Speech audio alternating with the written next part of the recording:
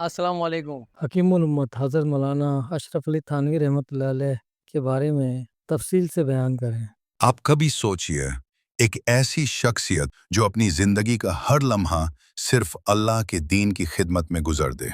एक ऐसा बुजुर्ग जिसको लोग कहते थे, उनकी बात सुन लो दिल बदल जाता है। एक ऐसा इंसान जिसके पास करीब और दूर के लोग सिर्फ इसलिए आते थे कि वो अपने गुनाहों से निजात पा सके, अपना नफ्स साफ कर सके और अल्लाह के करीब हो सके।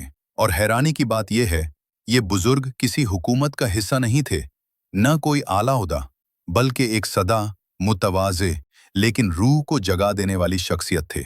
हकीम उल उम्मत हज़रत मौलाना अशरफ अली थनवी रहमतुल्लाह अलैह। आज की वीडियो में हम उनकी ज़िंदगी के वो पहलू जानेंगे जो आम तौर पर लोगों को मालूम नहीं, वो बातें जो उनको सिर्फ एक आलिम नहीं बल्कि एक रूहानी डॉक्टर बनाती हैं। हज़रत मौलाना अशरफ अली थनवी रहमतुल्लाह अलैह 1863 में हिंदुस्तान के इलाकाए थना भावन में पैदा हुए।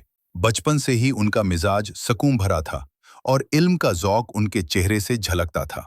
घर वालों को हमेशा लगता था, इस बच्चे से अल्लाह कोई खास काम लेगा, और वाकई उनकी जिंदगी ने साबित कर दिया।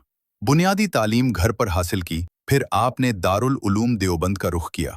यहाँ उनको हिंदुस्तान के सबसे बारे उलमा की सोबत मिली। उनके उस्ताद अक्सर कहते थे, ये लड़का कम बोलता है, लेकिन जब बोलता है तो हिकमत बरसती है।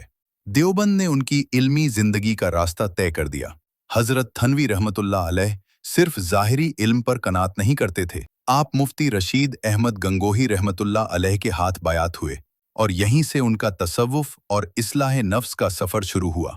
आपका मशहूर उसूल था, दीन को लोगों पर मुश्किल न बनाओ, आसानी पैदा करो, सख्ती से दूर रखो। इसी नरमी की वजह से लोग उनसे रूहानी सुकून लेते। हजरत थनवी रहमतुल्लाह अलैह ने जिंदगी का ज्यादा हिस्सा थना भवन में गुजर दिया। हर रोज महफिल लगती, लोग सवालत करते, दिल की परेशानियां बयान करते। एक बार एक शख्स गम में डूबा आया और बोला, हजरत, मेरा दिल गुनाहों में फंसा हुआ है, कोई रास्ता बता दें। हजरत ने मुस्कुरा कर कहा, हर रात 2 मिनट अकेला बैठो और अपने दिल से पूछो, आज मैंने अल्लाह को खुश किया या नाराज। जिस दिन ये सवाल आसान लगने लग जाए, समझ लो दिल जिंदा हो रहा है। उनके मशवराए लोगों के दिल को बदल देते।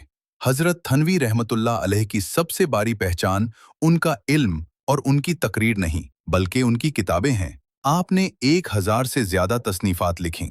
आप बहुत सीधी जबान में लिखते थे, न मुश्किल अल्फाज, न लफ्जों का बोझ, बस हिकमत और नूर से भरा इल्म। हजरत रहमतुल्लाह अलैह बहुत मुतवाज़े और नर्म मिजाज थे।